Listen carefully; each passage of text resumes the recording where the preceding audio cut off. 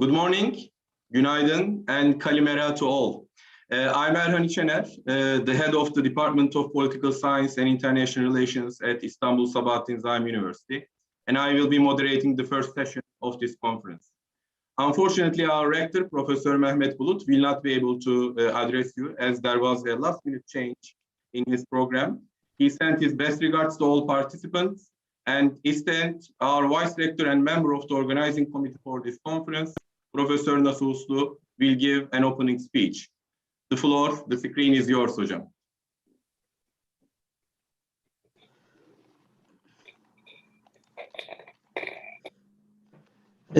Your Excellencies, Andréas MAVROYIANNIS and Ergün OLGUN, dear speakers, participants, and honorable guests. I welcome you all to our conference titled as Talking the Cyprus Issue Together. Let me express my deep pleasure that as İstanbul Sabahattin Zaim University, İZU, with the partnership of Eastern Mediterranean University, have been able to hold an international conference on an extremely important international problem. We are glad that the high representatives of the sites and the esteemed experts of the issue have accepted our invitation to make it happen. The Local and Regional Policies Research Center in İZU tries to address important international issues by bringing their sides together. We believe that talking the difficult issues with a sincere and positive approach will contribute to their solution. We hope that sides will be able to understand the standing, concerns, and perceptions of each other by putting themselves in the shoes of each other. We will be happy if we see that even a small improvement will be achieved, at least in strengthening mutual understandings. I am really grateful to Excellencies Andréas MAVROYIANNIS and Ergün OLGUN for accepting our invitation kindly. I thank the Eastern Mediterranean University and especially Ahmet Sözen, the director of Cyprus Policy Center there, for being partners with us to organize the conference. I should also mention with gratitude the efforts of Tarık Çelenk, the coordinator of Local and Regional Policies Research Center in İZU, Erhan İçENER, the chair of the Department of Political Science and International Relations in İZU, and their teams as the organizers of the conference. My special thanks also go to all speakers and participants who spared their valuable time to be part of such a special event. We know that Cyprus question is a difficult international problem whose sides have a wide range of differences of opinion and standing. On the other hand, we appreciate its importance for the security and stability of the Eastern Mediterranean. In this sense, we owe a special favor to the next generations who deserve to live in peace and tranquility. The Cyprus question has to be solved. It has to be removed from the international agenda as a source of friction and instability. We sincerely hope that this conference, which brings together important practitioners and experts, will contribute to improvement of situations regarding the Cyprus issue. I thank you all again and wish a successful and fruitful conference. Thank you, Nasuh hocam. Before we begin, I also would like to welcome you all and thank all participants for accepting our invitation and being with us online. The idea of this conference emerged following an earlier conference organized by Center for Local and Regional Policies and Halil İnalcık History and Social Sciences Research Center at İstanbul Sabahattin Zaim University, titled Talking the Armenian Issue Together, with the initiative of our rector, Professor Mehmet Bulut. A book, including the papers of that conference, will be published soon. In addition to our vice rector, Professor Dr. Nasuh Uslu, the coordinator of Center for Local and Regional Policies, Tarık Çelenk, played a crucial role in organization with his experience from the Talking the Armenian Issue Together conference. Our partners, Eastern Mediterranean University, Cyprus Policy Center, and Professor Ahmet Sözen contributed immensely with their knowledge, experience, and network on the Cyprus issue. I should underline that organizing this conference was not easy. To talk together, we tried to keep the conference as diverse as possible and invited speakers from all sides of the Cyprus issue. A few friends and colleagues preferred to decline our invitation at an early stage, as in their words, there is a toxic environment. Actually, current environment motivated us more. We want to contribute to the academic debate about the current state of Cyprus issue and its prospects. We also aim to foster a spirit of dialogue between all sides of the conflict to better understand each other's point of view through informing our students and the general public about the Cyprus issue. I want to express my gratitude to Mr. Mustafa Ergün Olgun and Mr. Andréas MAVROYANNIS. Their quick positive response to our invitation made this conference possible and gave the Talking Together title a real meaning. Actually, the esteemed speakers of this session do not need any introduction for those who follow the Cyprus issue. But let me give a brief introduction about their CVs, especially for our students. Both Mr. Ergün Olgun and Mr. Andréas MAVROYANNIS are very experienced bureaucrats and very experienced in Cyprus negotiation process. Mr. Andréas MAVROYANNIS is the negotiator of the Greek Cypriot side on the settlement of the Cyprus issue, a position he has served in since September 1st, 2013. He was a member of Greek Cypriot negotiating team in the Cyprus peace process between 2003 and 2008, and he has been in foreign service since 1987. Mr. MAVROYANNIS holds a PhD in political sociology, University of Paris, Nanterre, a master in international law, and a master in political sciences from University of Law and Economics, Paris 2. He has a diploma in law, University of Thessaloniki, Greece, and a diploma of the Hague Academy of International Law. Mr. Mustafa Ergün Olgun is the Turkish Cypriot Special Representative on the Cyprus issue since November 1st, 2020. Mr. Olgun was a special advisor and the undersecretary of the late Turkish Cypriot leader, Prof. Denktaş.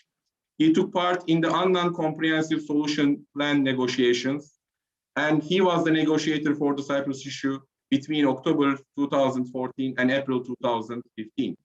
His book titled Kıbrıs Müzakere Süreci Seyir Defteri, The Logbook of Cyprus Negotiation Process, is recently published and the recommended reading for all those interested in the issue.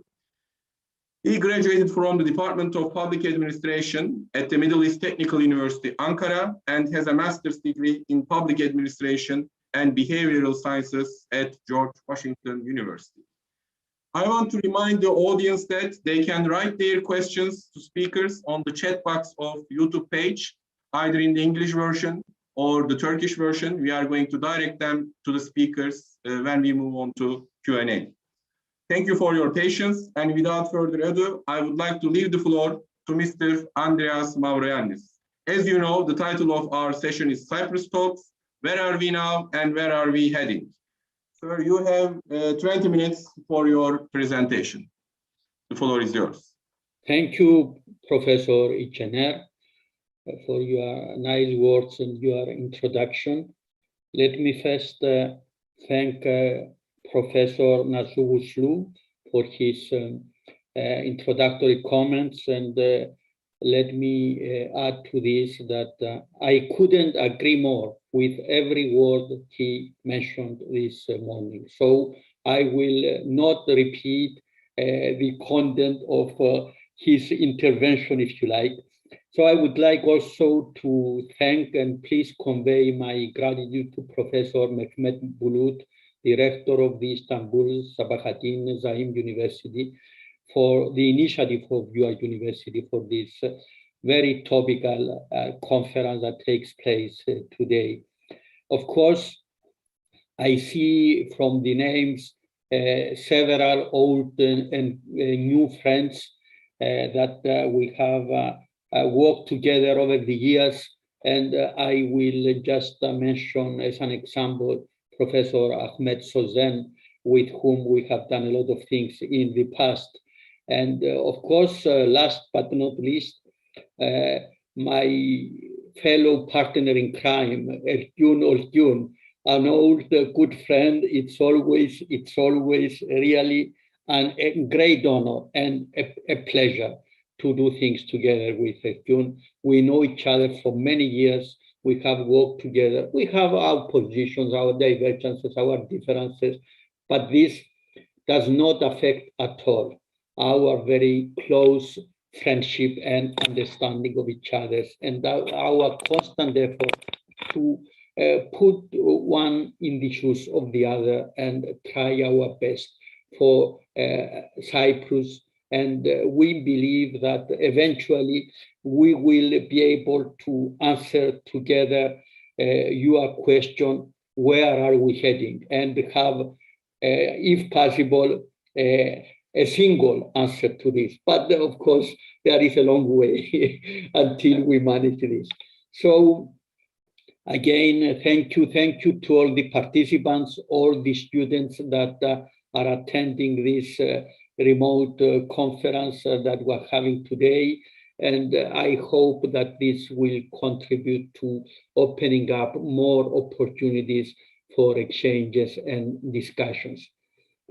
So for me, if you like, and based on the title of our conference, I will first say a few things on where do I think we stand, and then reply to the second question, my idea, if you like, of the answer to the second question, where are we heading, or where we would like to head, if you like, because where are we heading, it's rather tough and difficult question to answer. So I will not go back and if you like, repeat the history of the Cyprus problem in recent years. And I think all of us here, we have our own views on the developments in Cyprus. We all know the history of the Annan Plan and of the most recent initiative, which culminated in the meeting in Crans Montana in June, July 2017. And beyond, if you like, any particular ideas and interpretations and views we might have, the matter of the fact remains that we were not successful. However, for me, if you like, Crans Montana was the closest we ever came in terms of managing to find a settlement to the Cyprus problem. Much closer, if you like, than the Annan Plan, which was meant to be a blueprint, if you like, for the settlement of the Cyprus problem. There are fundamental differences between the Annan Plan and the situation in Crans Montana. The first being that the Annan Plan was eventually the result of an arbitration on behalf of the Secretary General, and not a freely negotiated, if you like, plan.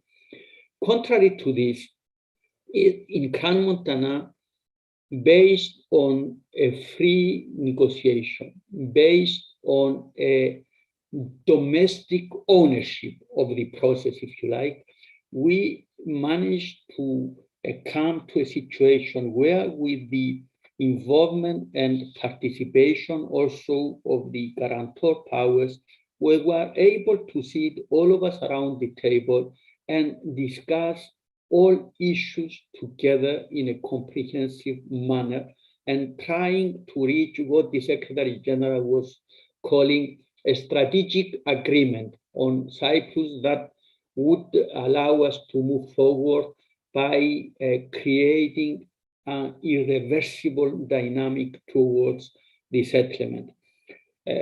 So this is, if you like, the first time ever we managed to reach this point. But as I was saying earlier, we did not succeed at the last moment to have this strategic agreement. We can go on and have all kinds of interpretations and discussions on the why and who is responsible. And you know that in recent weeks, there is also a controversy in the Greek Cypriot press about this, but I don't think that it serves a very useful purpose to start a blame game and these discussions about the why and who is responsible. What matters most is to understand that and this is where I think we will start to diverge between Greek Cypriots and the Turkish Cypriots, including my friend Ergün, is that for me, if you like, if we manage to come so close in Crans-Montana, it means that a settlement is possible. And we need to focus on trying to rebuild such conditions that will allow us to try again and tackle the last remaining mile of the issue in order to put eventually the problem behind us. After Crans-Montana, it was true that it took some time, to what the Secretary General was calling, reflection time, and eventually we had in 2019 the Berlin meeting where we agreed that we would continue, if you like, the substantive negotiations based on the joint declaration of 2014, based on the idea of the negotiation, the convergence, if you like, achieved throughout the negotiating process, and the resolutions of the Security Council of the United Nations, and based on the 6 points presented by the Secretary General in Crans-Montana. Of course, the COVID situation, the postponement and the delay in the Turkish Cypriot electoral process last year, did not allow to move forward, if you like, in a way that would allow us last year to have this expected progress. Then we had the change in the leadership of the Turkish Cypriot community. And since then, we have a new situation because it's not up to me to present the new Turkish Cypriot position, and Ergün will do it, I think, later today. But personally, I believe that fundamentally, if we are to be able to move forward in terms of resolving the Cyprus problem, we need to stick to the progress achieved so far, and we need to protect to every extent possible the agreed framework and the nature of the sought-after solution as a bicommunal, bizonal federation with political equality as spelled out in relevant Security Council resolutions.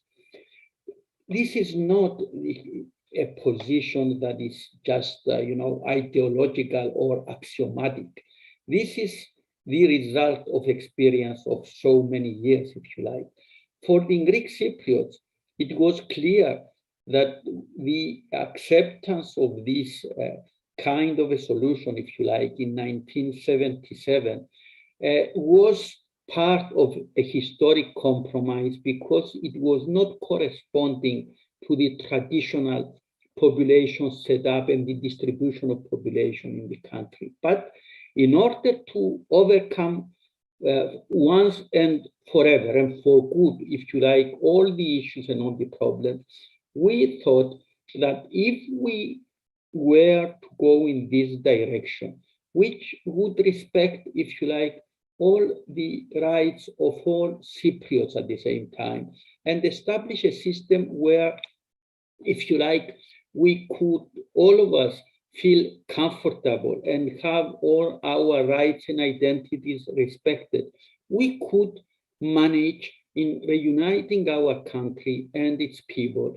and get rid of all foreign troops and eventually also get rid to something that we consider completely anachronistic, which is the system of guarantees and the right of unilateral intervention in the internal affairs of a country like Cyprus. And today, Cyprus, with all the problems and the difficulties, we managed to be a member of the European Union since 2004.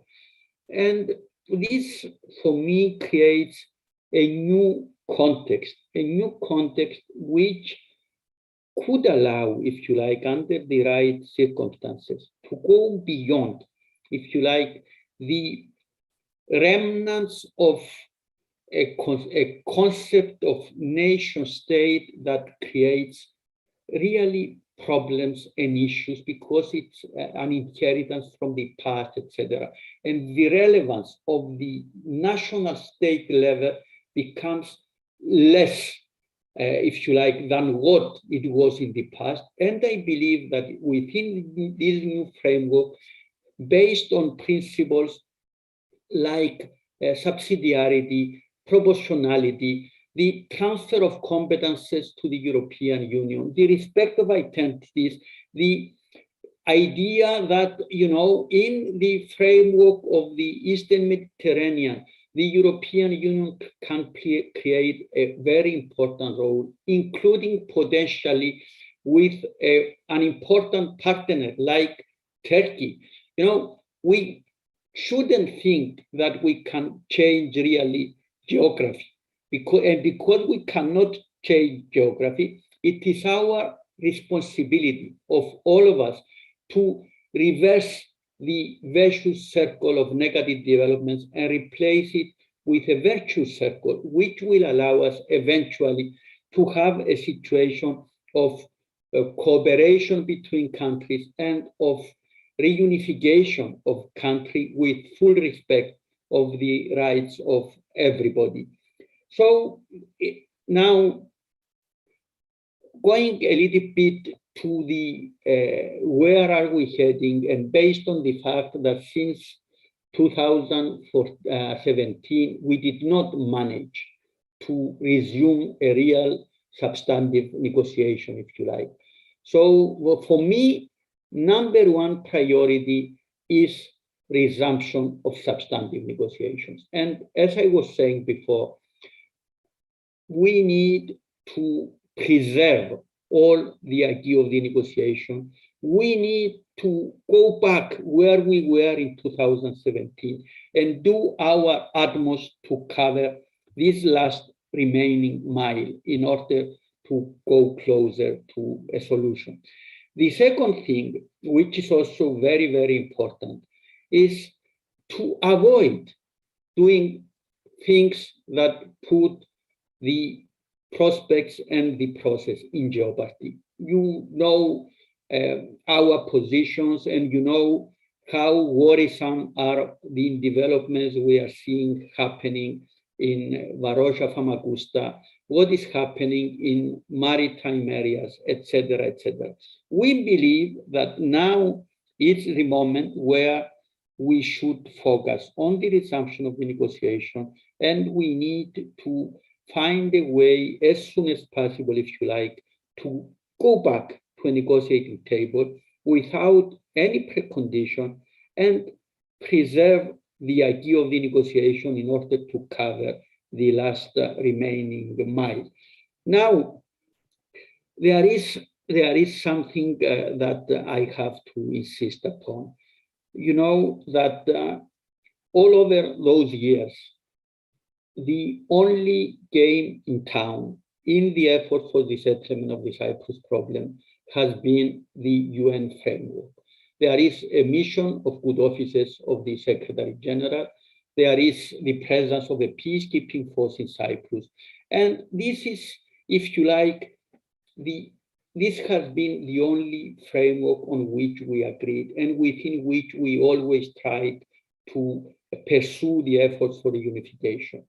And I believe that now, more than ever, maybe, we need to preserve this framework, and we need to go along with the idea of appointing a new envoy of the Secretary General of the United Nations with a mission to put the process back on track. This was a proposal made by the Secretary General already in the meeting we had in Geneva in April. We didn't manage to have agreement on this yet, there were a lot of controversies about what is the title, what is this, and what is that. The most important is that eventually we have a representative, an envoy as acting on behalf of the Secretary General with a mission to put the negotiating process back on track. And not only this, and to do this urgently within a foreseeable, a predefined horizon. We need to do this, if you like, ideally yesterday, but we all know that next year and the year after will be very, very difficult for all of us. There are the elections in the Turkish Cypriot community in January. There are presidential elections for us beginning of 2023. There are elections in Turkey also in 2023, and speculation goes that these elections might be brought forward. I don't know, you know much better, our friends from Turkey know much better the situation than I do. But I mean, we don't have time to lose, if you like. Not only for those reasons, and also for many other reasons. You know, it's with the passage of time is not innocent, and new generations come, grow up, and they don't have the experience of the other community, and it becomes more and more difficult, if you like, to make the issue of working towards a settlement and towards reunification relevant and meaningful for them. You know, almost 50 years have elapsed since 1974 and the division of the country. And you understand, it is very, very difficult to mobilize younger generations and to offer them the perspective of a reunited island that will really operate as a beacon of stability, predictability, security in the Eastern Mediterranean, and which will make a meaningful contribution, if you like, to our region, to the European Union, of which we are a member, and to the international community. We need somehow, at last, to assume our own responsibilities in the international arena. So far, we have been receivers, if you like, of foreign support and assistance where there was, not always. But eventually, we need to be able to contribute and not only to be receivers. And this is the big ambition. I believe that there is space for everybody in Cyprus. I honestly believe that, you know, the concept of bicommunal, bizonal federation offers those necessary guarantees. And, you know, I dare even say that though initially, as I was saying earlier, this was considered by the Greek Cypriots as a historic compromise and something that was very, very difficult for us to accept and to swallow. I believe with the experience and with whatever we have done in the negotiations so far, that it's better than that. I believe that the organizing the country as a federation will be a good thing eventually. It's not just a painful compromise.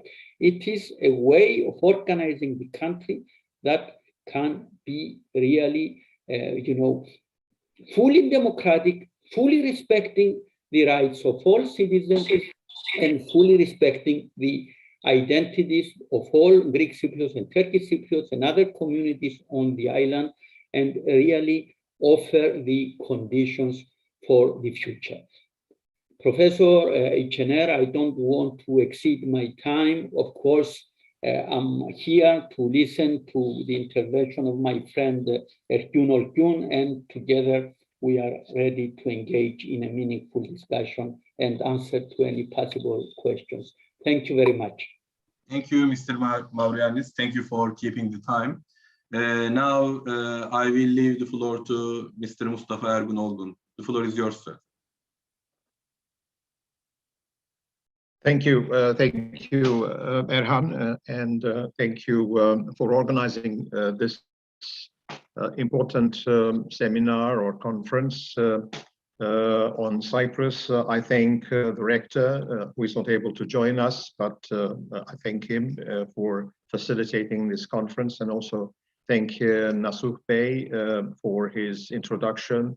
Thanks Andréas, MAVROYANNIS, and all those who are with us listening and for the webinar later on. So all thanks go to everybody.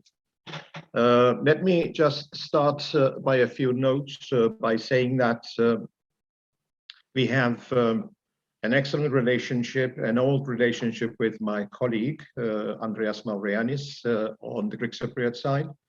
Our relationship started in 2002 and has always been a cordial relationship, although we do have we may have different points of view about the settlement of the Cyprus issue, but we have maintained our dialogue, and as such, let me take a note of my time.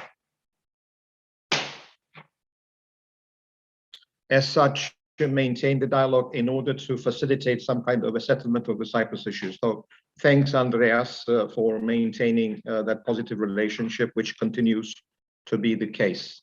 My presentation is going to be based on objective facts. Of course, we are not in the blame game, so I will try to avoid any blame in the relationship.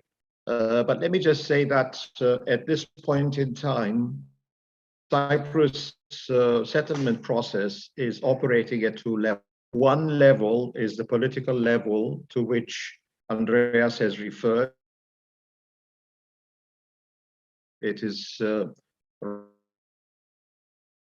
negotiators are elected people. It is at the political level that they negotiate, and then it's it's level one or track one, and it operates top down to a large extent, although we try to involve civility in our works. But the second track is now currently being facilitated. It's a bottom-up approach by 12 technical committees, which myself and Andréas, together with our coordinators of the tech, managing. So it is on two tracks, top-down and bottom-up. And whilst the top-down track one is currently some movement at track two, and I will be referring to track two efforts later on, because I do see a potential in that track. So we have to remember that there are two levels in Cyprus. My first point will be where we are today. I think the designing of this webinar has been, I think, quite well thought out, because we are first trying to see where we are and where we can go. The where we are naturally is affected by what has happened in the past, which today's situation has its roots in the past. So I will first try to indulge has led to where we are today, so that we can reflect on what we can do about the future. And let me just say that the first question that you have asked as to where we are today also makes it imperative for us to try to identify why we have failed to solve the Cyprus. I mean, the Cyprus issue, the last phase of the Cyprus issue started in the 1950s. There are lots of violence starting from 1955 onwards. We came to some kind of an agreement in 1960, a bi-communal, bi-zonal federal part of Cyprus. and then difficulties later on, but we will go into that later. But in any case, we cannot avoid to think and to identify and to, if like, reflect on why we have failed for the last 60 years. So in my presentation of the first question that you have asked, points in our past to be able to understand why we are where we are today. So let me just first add several turning points that I will highlight. I will first go back to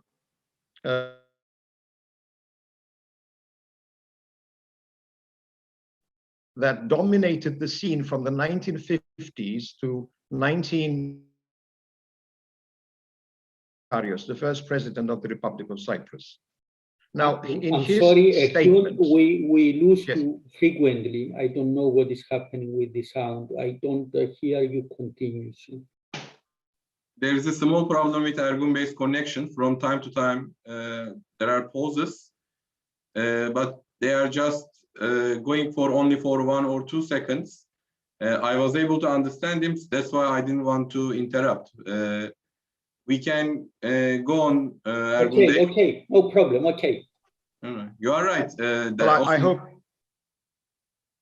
I hope it's sorted out. But in any case, I'm trying to find out the reasons why we have failed over the last 60 years to resolve the Cyprus issue, so that we can whatever has is something that we inherited for today, and we have to understand why we are where we are today. That's what I'm saying. So basically, in a statement on the 9th of April, the Republic of Cyprus was still functioning. Archbishop Makarios, the president of the Republic, said, "The union of Cyprus with Greece is an aspiration always cherished within the hearts of Cypriots. It is impossible to put an end to this aspiration by establishing a republic." And this was a partnership republic, a bi-communal partnership republic. And immediately after the, if you like, the republic by the Greek Cypriots, in March 1960, a letter to the Prime Minister of Greece, Mr. Papa, I quote, "I am the signatory of the London and Zurich agreements by which the Republic of Cyprus was created. But not even for a moment did I believe that this constituted the creation of a permanent state." So, what did this lead to? It led to the seizure of the Republic of Cyprus in 1963, and it led to 1974 and whatever that followed. And the consequences of all these is what we have inherited today, where we had, instead of a bi-communal partnership republic, we currently have 2 administrations on the island. And the coup of 1974 led to population exchanges. It led to territorial separation on the island. So that is where, if you like, we are today. And let me just mention the Annan Plan. The Annan Plan was an effort put forward before, if you like, the accession of Cyprus to the European Union in 2004. It started in the 2000s. It lasted for about 3 years. All kinds of efforts were made by the Turkish Cypriots, Greek Cypriots, Turkey, and Greece, including the effort in Bergenstock to try to resolve the Cyprus issue. And we had authorized the Secretary General to, if you like, find some kind of a compromise to be put to referenda before the accession of Cyprus to the European Union. And at that conference, the Greek Cypriot side refused the United Nations plan for settlement in Cyprus, or if you like, the whatever emerged over 4 years or 3 years of negotiation that was put, was refused by the Greek Cypriot side by a major majority.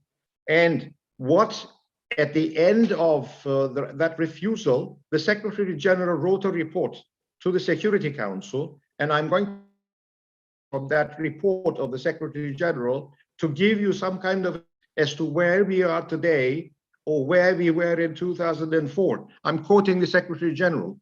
The Turkish Cypriot side has was generously prepared to engage on Greek Cypriot proposals and to discuss matters on a realistic basis, and sought to make counteroffers and compromise proposals.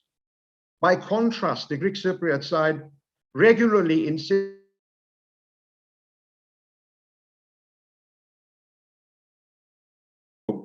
raises fundamental questions.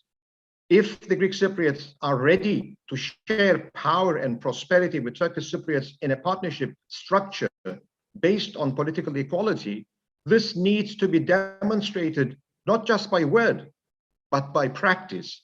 Do we see that practice today of Greek Cypriots respecting the equality of Turkish Cypriots? I'm sorry to say that we don't see that in practice. So I'm continuing. In the aftermath of the watershed vote of 24th April 2004, I believe that a fundamental reassessment of the full range of UN peace activities in Cyprus is timely. We have to look at it again. That's what the Secretary General is saying.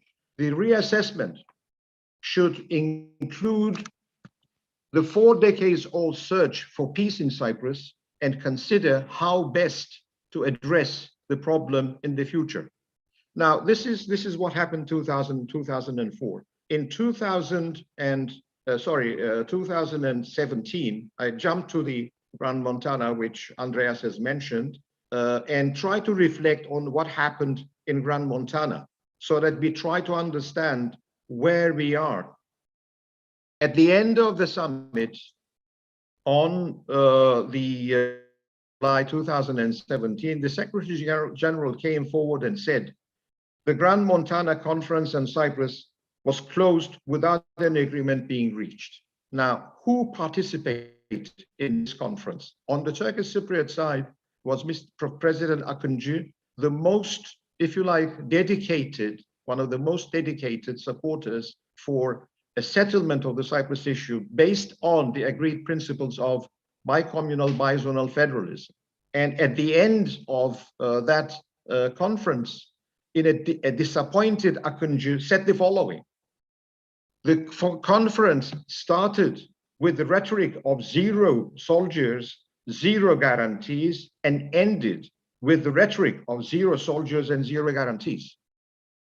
We, meaning Turkish Cypriots, we can and must find ways to live and develop in a modern, democratic, secular, contemporary society. After this last test of our generation, I think we will be even more, it will be even more difficult for the future. And he continued later and be flexible with an approach. And this is Akıncı saying this. One of the most forward-looking presidents of, not only forward-looking for a settlement, but one of the most supportive of presidents for a with an approach that does not endanger the security of Turkish Cypriots. Either we will need one roof politically, or if we don't want this, we are left with no other option. Then 2 separate states will take root side by side and continue on their own. So this is Akıncı saying all these things, and this is where we end up. So Turkish foreign minister following the meeting said, this outcome shows the impossibility of reaching a settlement within the parameters of the Good Office's mission. We have to explore other options. I don't want to go into lots of histories of the past, and this is not history. These are facts that we have to take into account and to see how we can address this, to be able to look to the future. If these are the obstacles that have prevented a solution in the past, we have to find solutions to these obstacles to be able to achieve that ideal objective that Andréas has just put forward to us. We cannot just simply ignore this and jump to that level, because those obstacles have to be removed. And those obstacles are, fortunately, the unwillingness of the Greek Cypriot side to share power as equals with the Turkish Cypriots. Now, I don't want to sort of go into the other details, but just simply jumping to the informal 5+ UN meeting. The effort was to determine whether common ground exists for the parties to negotiate a possible solution. Remember, by this time, having experienced the failures of past negotiation processes and having why we have not been able to achieve settlement of the Cyprus issue, the Turkish Cypriots had to develop an alternative policy for the settlement in Cyprus. Cypriot position in in the 5+ UN meeting follows, and I'll read you that position, which is taken from official Greek Cypriot papers. Negotiations should resume from where they were left off in Grand Montana. Should aim at achieving the evolution of the Republic of Cyprus. The Republic of Cyprus is a usurped republic by the. It is an illegitimate republic as far as Turkish Cypriots are concerned. It is not legal. It is 100% Greek Cypriot.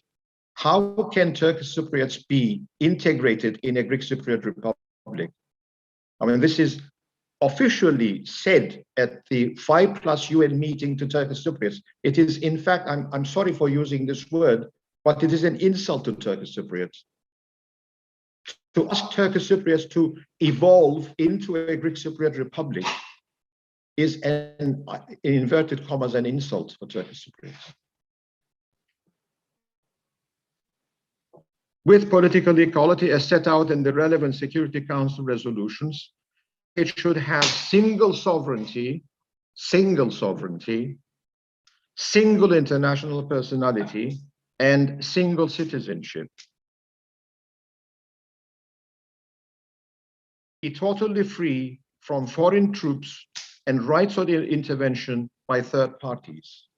It was the guarantee system which saved Turkish Cypriots in 1963, in 1964 in Erenköy, and in 1974 against the Union of Cyprus, I mean the attempt to unite Cyprus against Greece. How Turkish Cypriots let go of something that saved them for so many times in Cyprus, and it can only if the state, if there is an attempt to change an agreement, it can be practiced. It cannot be functional before that. All I'm saying is that circumstances have changed. Turkish Cypriots today are saying the following, and I'm reading the position of the Turkish Cypriots that have presented both in the 5+ UN meeting and in New York. And Turkish Cypriots are saying that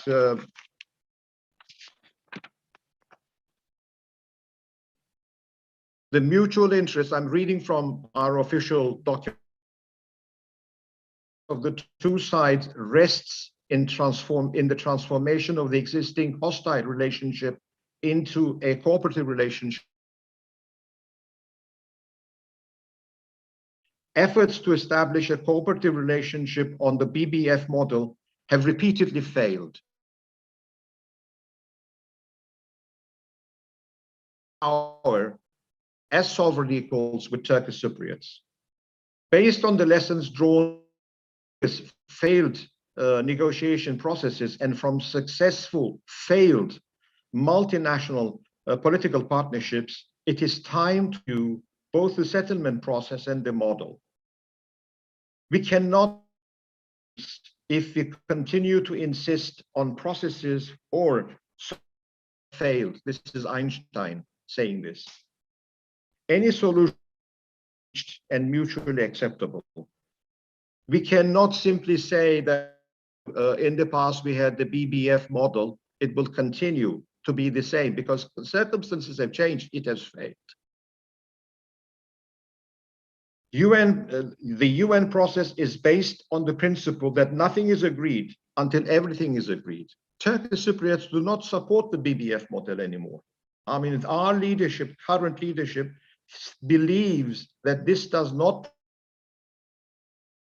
basis for settlement in Cyprus, and it has its reasons, which I will share.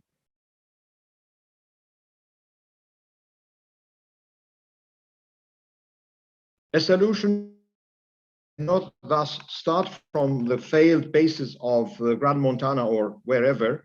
The Greek Cypriot side is an international record. Since Greek Cypriots cannot step down from this position, from this status of being sovereign or have sovereign rights, equality necessitates that the Turkish Cypriots as equals have to have the same status. I mean, you cannot say the two sides are equal in Cyprus while one is a recognized state and the other one is a community. This is not parity, this is not equality. If you something as equals, we have to be of the same status. A conflict of the nature of Cyprus, where we have the ethnic dimension, the two sides, the two peoples, and the national dimension with mother countries, an international dimension because of the strategic significance of Cyprus. A settlement in Cyprus cannot allow for superiority to any one side in the Cyprus context, in the Eastern Mediterranean context. Turkey is only 40 miles away. Last from 1 minute, Cyprus. please. Then I will give the word again to you after Mr. MAVROYANNIS. If you can wrap up in 1 minute, and then I will move to Mr. MAVROYANNIS. Have I exhausted my Yes, according 20 to my minutes? time, yes, 20 minutes has passed. Well, I will need 5 more minutes to wrap up for the, if you like, for the way forward. Okay, And go simply ahead. say that I believe that the way forward in Cyprus rests at this particular time primarily in a bottom-up approach. And that bottom approach, I think we need to speed up at the people level, the cooperative relationship between the two sides to build up confidence and to build up some kind of a culture of cooperation and integrate. Because the political track is now, if you like, blocked. We don't see movement there because the visions of the so far apart. It is better to start the process from and worked method. It has worked in the case of East and West Germany through Ostpolitik at that time, through the normalization of relations between the two sides and rapprochement through dialogue and through change. That we at this time have at our disposal, which should continue. It is also a model that is being applied between North and South Korea. Cooperation bottom up, that it could prepare the ground for political settlement in the future. I'll stop here and we will discuss. Okay. I will leave the floor for Mr. MAVROYANNIS. Then I will turn back to you, Ergün Bey. If there are a few words to add, you can add in the second round. Then we will move on to Q&A. Dear Andréas, you have around 10 minutes to add and give your response if you wish. And then I will move to Ergün Bey, then Q&A. Thank you very much. And thank you, Ergün, for your intervention. Of course, I know that you don't expect me to agree with the substance of your intervention. And of course, if you wish, we come from a separate approach, and I hope you will all bear with me that with all the goodwill and all the efforts we are doing to avoid the terminology that the other side might perceive as provocative, as unacceptable. There are some things that, we cannot just let go, because there are fundamental issues of legality and fundamental issues of international law that need to be respected. And, you know, it cannot be. I mean, I fully respect that Ergün does not consider the Republic of Cyprus as legitimate, etc. But at the same time, you need to understand that the whole international community recognizes one state in Cyprus, and this is the Republic of Cyprus. And it's not possible for me to refer to the events of 1974 without mentioning that there has been an invasion and there is a continuing occupation of part of Cyprus. In the same vein, I cannot not mention that the TRNC proclaiming 1983 is an entity condemned by the Security Council and is not legally existing. So, of course, otherwise we try to adopt the most neutral and non-offensive language possible. But this is, of course, without prejudice to the substantive legal position and our own positions, if you like. But on substance, you know, I think, with all due respect, that there is a fundamental contradiction in the argument that both my friend and I have full respect and appreciation for Mr. Akinci. Mustafa Akinci has done a lot for the reunification of Cyprus, and he was a firm believer into reunification. But when you say that the reason of the failure in Khan Montana is the disagreement on guarantees and troops, you cannot at the same time say that the bicommunal, bizonal federation exhausted its useful horizon. Why? Why? Do you have an argument that says, that proves that this has exhausted its useful horizon? Let's see. The Secretary General in his report following Khan Montana, he says very clearly that the issues pertaining to effective participation to the internal aspects have been resolved. We have a disagreement. I tell you, I believe that the disagreement on security and guarantees is an important one. It's a disagreement. We need to continue to discuss it. But let's not say that because we have a disagreement on security guarantees and troops, the BBF has failed. This is a fundamental contradiction on the Turkish position. Then second contradiction, you know, the international community recognizes one state in Cyprus, the Republic of Cyprus. Isn't it normal to expect that this state, you might say if you want, that it's wrong that the Greek Cypriots represent the Republic of Cyprus. This is another story. But the state is one, and it is there, is recognized, is a member of the United Nations, is a member of the European Union. You might not like it, but this is the reality. And this is why we are saying that this state will evolve in the framework of a settlement into a bicommunal, bizonal federation. What is wrong with this? Do you expect the state to abdicate? I don't understand the logic. The logic of saying that, you know, it's illegitimate. Okay, there is a state, however, here in Cyprus. So, and of course, there are many other things. You know, if we go back to history, you know, the most shared thing and feeling in Cyprus is suffering.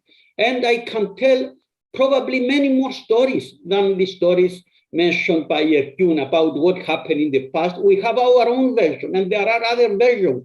I can go on and throw on you dozens of reports of the United Nations from the 60s, what it was said in 65, what it was said later on. We can go on like that.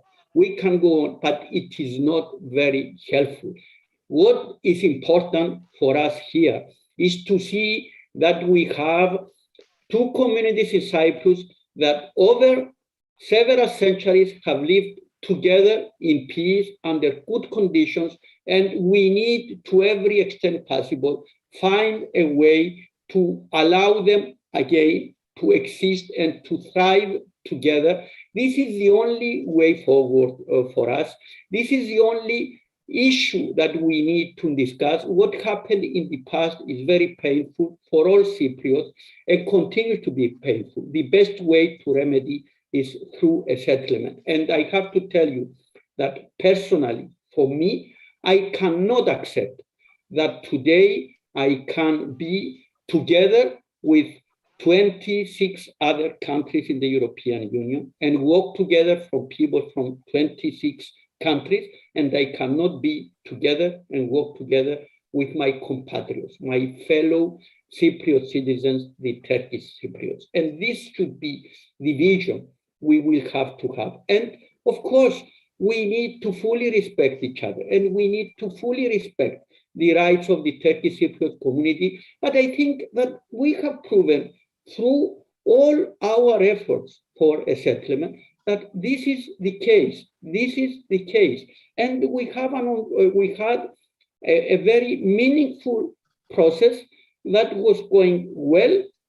Eventually, the factor was that it is true that for us, I mean, you know, the end of the guarantees and the withdrawal of troops is a fundamental objective. You cannot have the security of one being against the security of the other. And you can understand, Ergün, rightly so, he was saying that they believe that the presence of Turkey saved them. You know, this is his opinion. You understand, however, that for us, what are the tragic and catastrophic effects of the Turkish invasion of 74, the displacement of 1/3 of the population, and the forcible division until today. So we need to bear in mind that it's not the one against the other. All of us, we need to find a way to change our perceptions of the other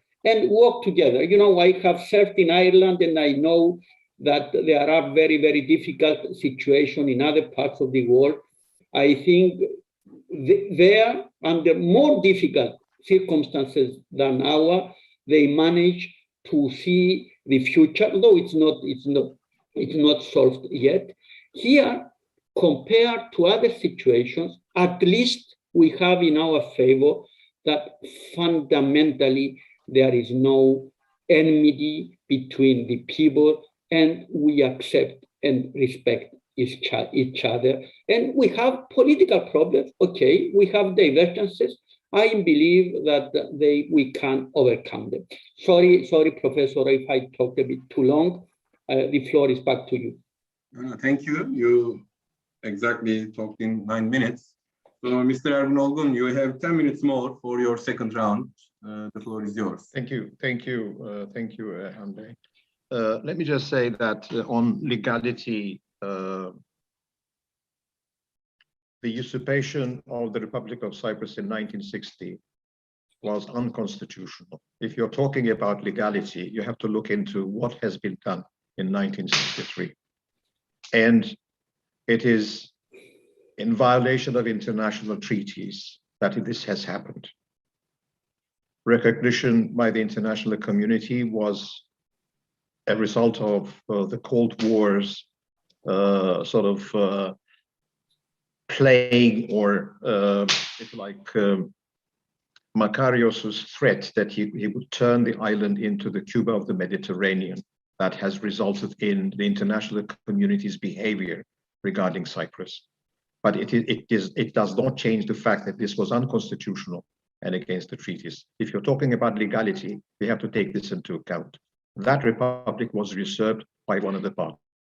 But in any case, first, let me just say that tomorrow, not tomorrow, but on Monday, we will have our own weekly discussion, Andréas. And I believe that as we have done in the past, we will have to continue to try to enhance the work we are doing at the bottom-up process, at the technical committees.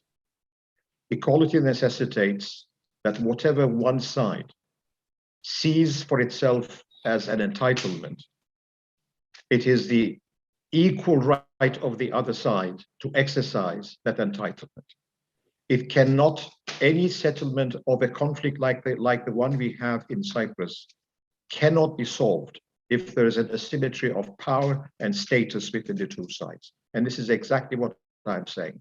All I'm saying is that we have to move and transform the vision, the outlook about the Cyprus issue, if we are going to achieve a sustainable settlement of this issue in this geopolitical structure or in this geopolitical setting that we find Cyprus in. The Cypriot side cannot continue, if you want a full settlement of the Cyprus issue, sustainable, cannot continue to have a privileged position or status vis-a-vis Turkish Cypriots. This is why, since you're claiming to be a sovereign state, the Turkish Cypriots are offering you the opportunity to acknowledge the sovereign equality of the Turkish Cypriots at par with yours, the same international status that you're exercising as principles for the start of formal negotiations. This is what the Turkish Cypriots are offering you. They're not asking for the recognition of the TRNC to start with. They are simply saying, accept the principle that we are sovereign equals, since you claim to be sovereign with your state. And the other fact is, I mean, you have referred to one fact, which is, yes, an internationally recognized Republic of Cyprus. But the other fact is, since 1963, we have two administrations on this island. And we have two, which have evolved from communities to administrations to states.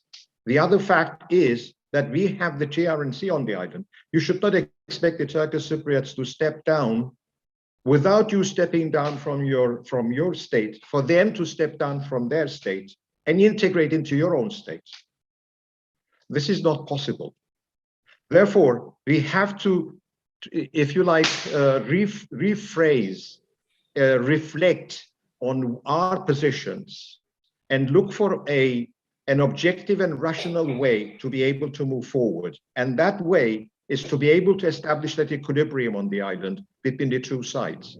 And that equilibrium necessitates that with your status, the Turkish Cypriots have to have the equal status. And this is exactly what the Turkish Cypriots are saying. Therefore, to start formal negotiations now, the Turkish Cypriot side is ready to start that with the acknowledgement that the two sides are sovereign equals and of equal international status, and we sit down and we negotiate a cooperative relationship between the two existing polities of the island, a structured cooperative relationship. How deep, how wide it's going to be is open to negotiation.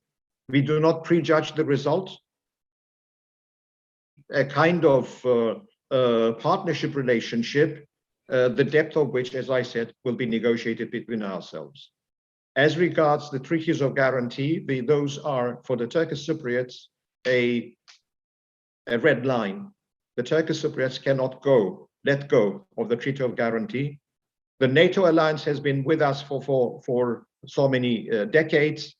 I mean, this statement that the treaties of guarantee are outdated, no, they're not outdated. They are a practical necessity to protect Turkish Cypriots in the island of Cyprus.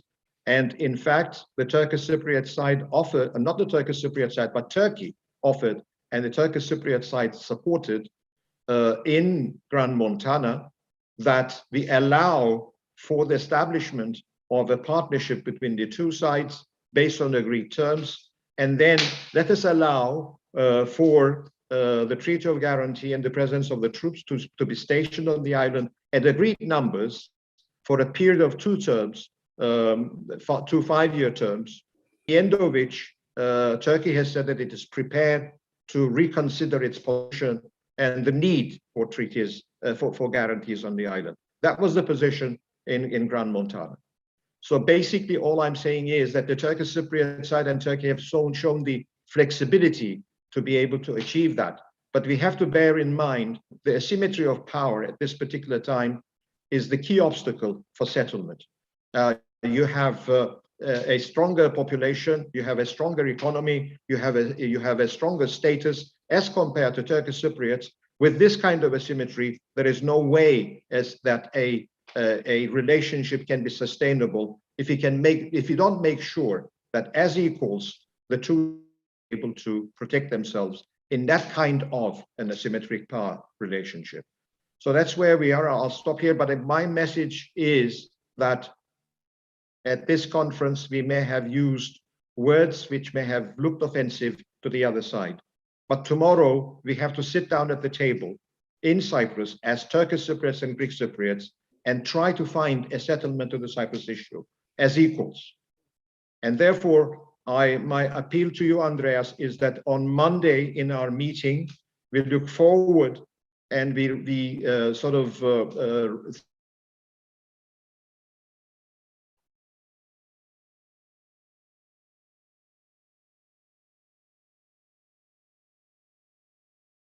if you like, try to ease the problems people are facing at the level as people in crossings, in health, in environment.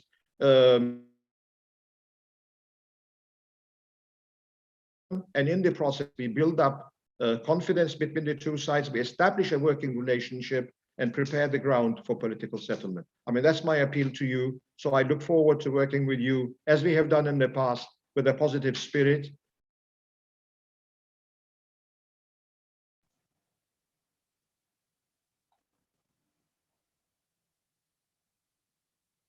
Ergün Bey, we couldn't hear after what you have said, positive spirit. If you can repeat your last two sentences. Yeah, I mean, our task at the level of the technical committees is to try to address the daily issues people are facing, Greek Cypriots and Turkish Cypriots are facing in their interaction, in trade or in the environment, in health. I mean, we have global sort of climate change, and this is an issue that we have to address together since the political process is blocked. I mean, but that problem is continuing. We have to address issues of irregular migration. We have to address, I mean, other common issues that we share, and that can only be taken up in the context of the technical committees, which is the only process that is at our disposal at this particular time. And I'm sure that this will help the political process on the island. Okay, thank you, Ergün Bey, and thank you both. And thank you for ending with a positive note. The friends and colleagues in the Zoom, they can turn on their cameras if they want to ask questions. I'm going to let them ask their questions, and also those who are following from YouTube can type their questions as well. A friend of mine yesterday actually texted me when he saw the promotion of this event. As you know, the title of the event is Where Are We Now and Where Are We Heading? He actually said nowhere. And I said, we are not aiming to reach somewhere at this meeting. Our aim is to talk to each other. And both of your presentations shows us, as actually most of us know, there are sometimes differences about, not sometimes, all the time, differences about how we interpret the source of the issue and how we can solve it. So we have actually two different presentations about where we are heading. Also, this is not very much unexpected. I would like to raise the point of the changes in actually political situation, as Ergün Bey highlighted. And this is, I think, very meaningful that he referred to Mustafa Akıncı. And I also previously listened to Mehmet Ali Talat, actually in Eastern Mediterranean University, about his changing position after Annan Plan. I also found very important what Mr. MAVROYANNIS mentioned about Crans Montana, the importance of domestic ownership.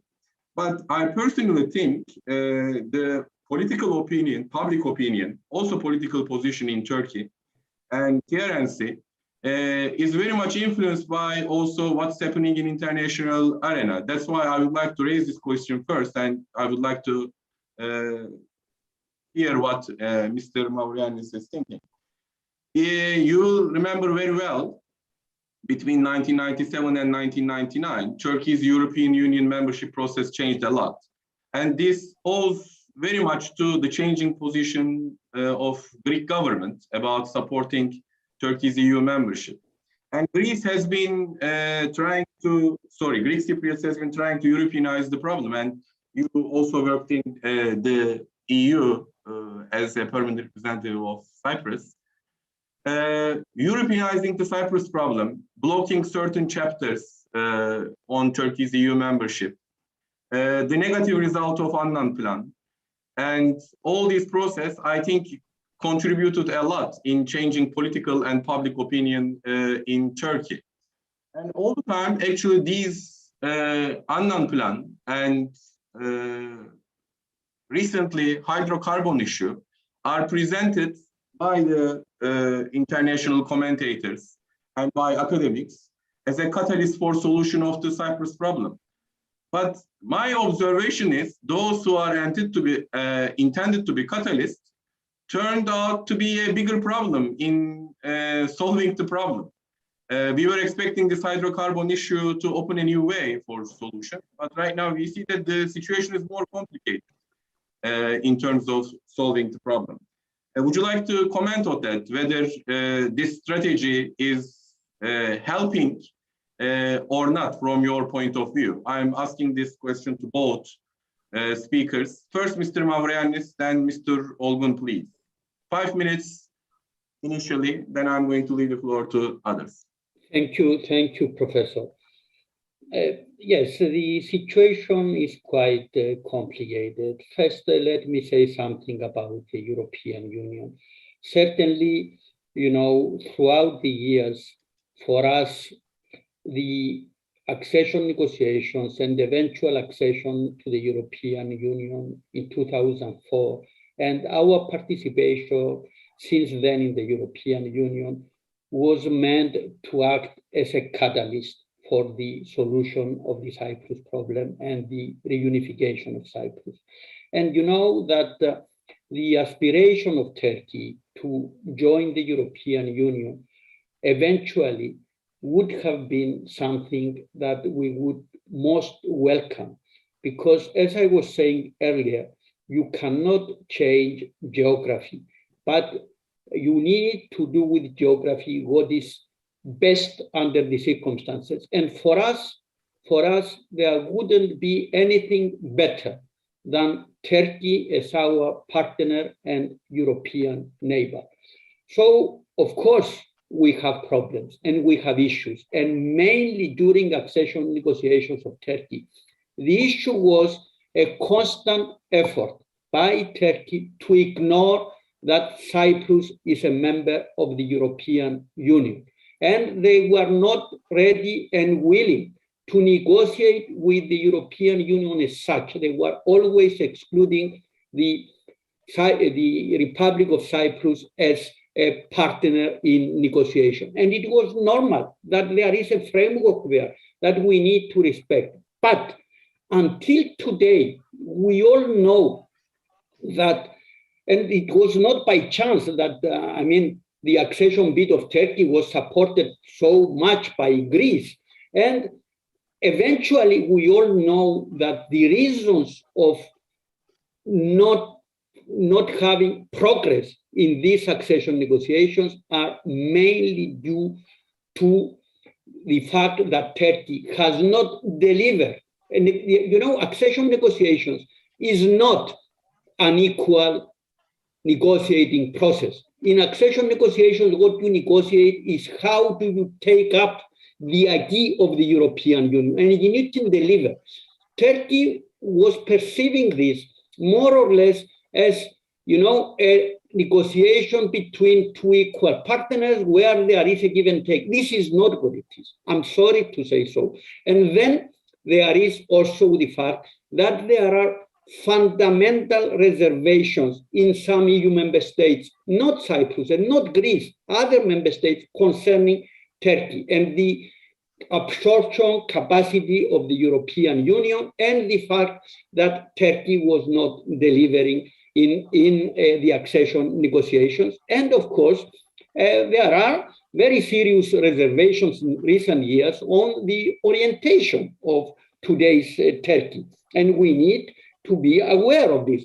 So when it comes to hydrocarbons, something similar. Of course, energy is important and can lead to shared prosperity if and when, we don't have time to talk about this, but I'm not myself, and Ergün knows this very well, a firm believer in energy future in this area when it comes to hydrocarbons. And we see more problems than anything else, but eventually, for me, we have there again fundamental differences that go beyond the Greek Cypriot, Turkish Cypriot dimension. We have fundamental differences between Cyprus and Turkey, between Greece and Turkey, concerning our approach to the delimitation of maritime areas. And you know that there again, we are far apart. And even if we are to solve the Cyprus problem in its eternal dimension,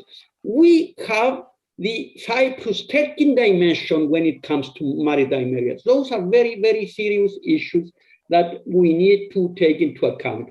Sorry, I will finish by saying that, I'm always ready and willing to continue discussions with my friend Ergün, and we're having these regular weekly meetings, which for the time being is probably the only framework we have with the technical committees in order to be in touch. But, we shouldn't underestimate the challenges, because unfortunately, we believe that the Turkish Cypriot side tries to use this track 2 process as a substitute to negotiation and as a forum of somehow intergovernmental cooperation, which of course we cannot accept and we will not go along.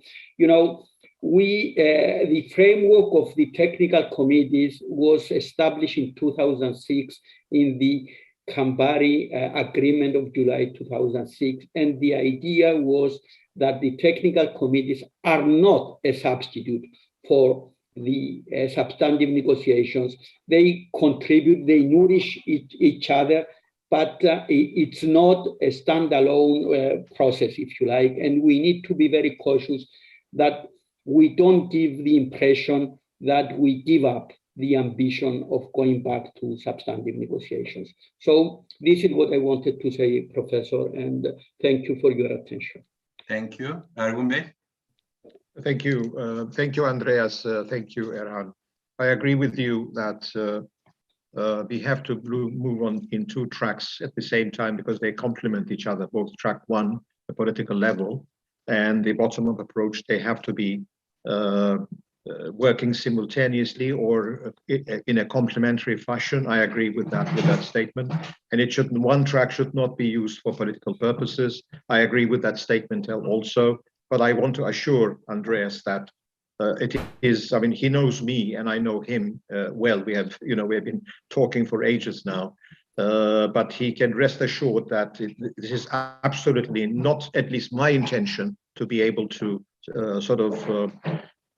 exploit the track 2 process to achieve political objectives that would be contrary to what we wish to achieve in Cyprus. So you can rest assured on that, Andreas, that I give you my word that our effort is to try to facilitate for the well-being of people and not for political objectives. But having said that, coming to the hydrocarbons issue, the hydrocarbons issue is a symptom of the Cyprus issue.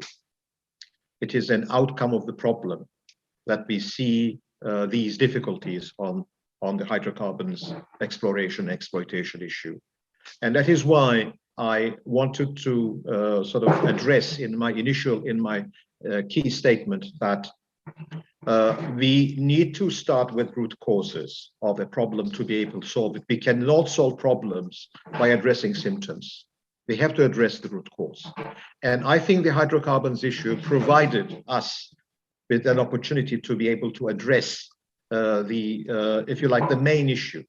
As European Union membership, I agree with you, Erhan, that the hydrocarbons issue could have been a blessing and not a curse for Cyprus.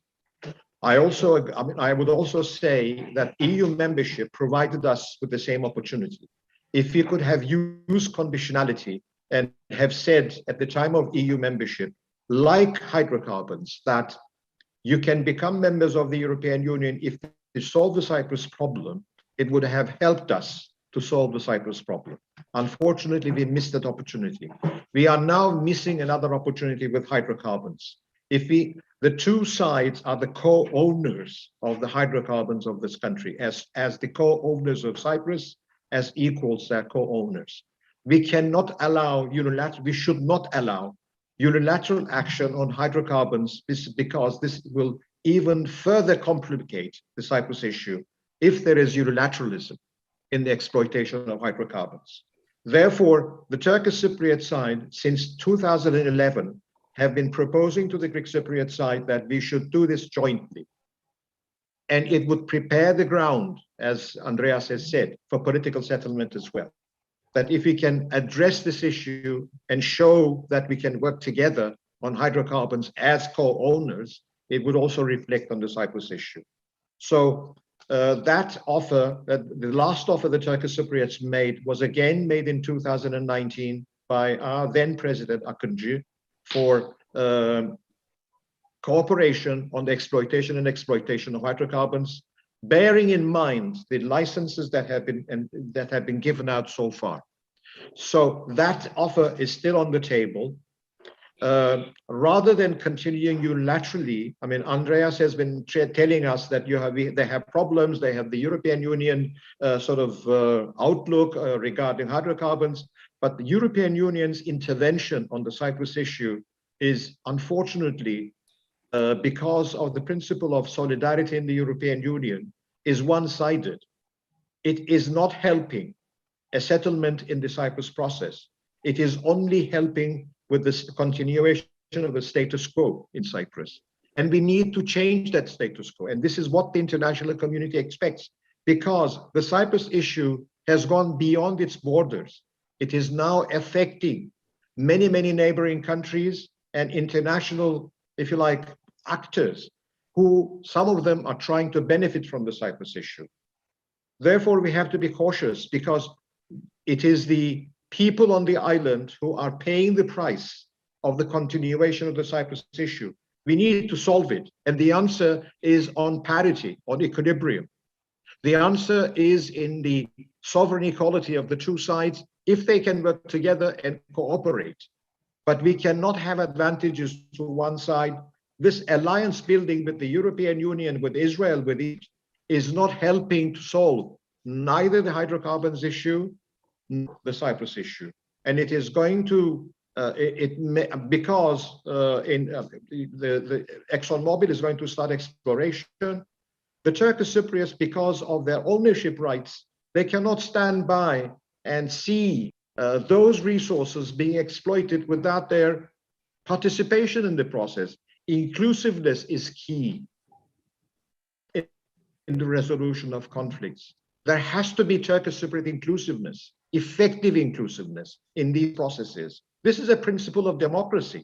Therefore, my view is that we have to revisit our vision for Cyprus, our outlook for Cyprus. The future of Cyprus rests in us working together, Andréas, as equals. Not only in word, but in practice. We have to practice this. And on hydrocarbons, I still see there is an opportunity. I still hope we will be able to understand that we have to do this together. But so far, it's not been the case, and it's sad. Thank you, Ergün Bey. I'm asking for the friends and colleagues in Zoom if they are interested in asking a question, so they can turn on their cameras and ask a question.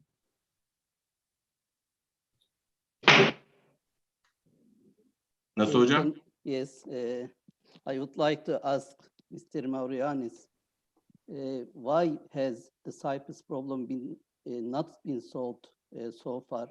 You know, I feel that he takes the past events and the attitude of Security Council as a given thing. can we not question the attitude of Security Council?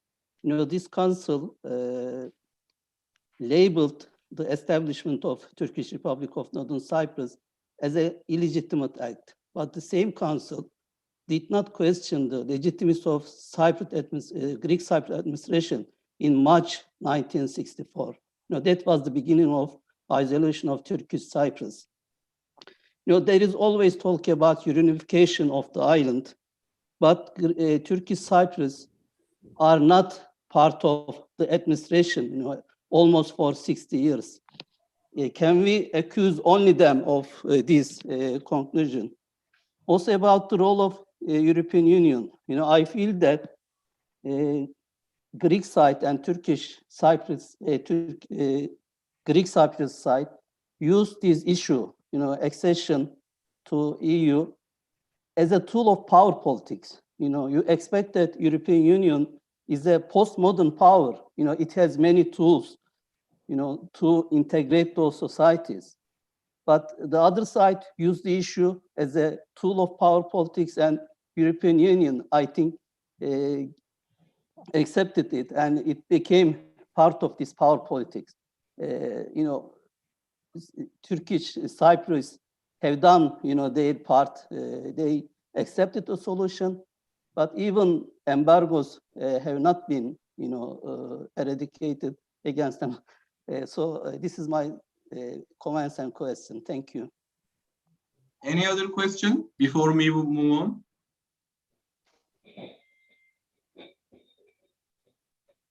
So, Mr. MAVROYANNIS, you can answer.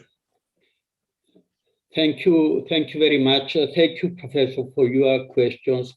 Listening to you and listening to our last minutes of conversation, I think more and more that Professor İçener has to organize other meetings and more thematic conferences, because each one of the issues we're talking about requires hours and hours of discussion.